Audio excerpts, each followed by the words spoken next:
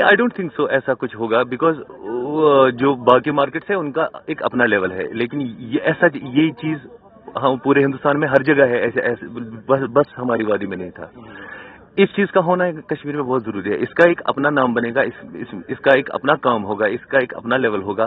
बाकी जो रेगुलर हमारे कमर्शियल एरियाज है उनका अपना काम है, वो तो रहेंगे। हमारे वाले जो एंटर हुए हैं Kashmir, so we are expecting more investment in Kashmir. Boost मिलेगा डेफिनेटली। इसके जो इंडस्ट्री पे काफी असर पड़ेगा, पॉजिटिव असर। यंग एंटरप्रेन्योर वो अभी बैठे हुए हैं, उनके लिए जॉब्स भी क्रिएट हो जाएंगे एंड काफी सारे जॉब्स क्रिएट हो जाएंगे।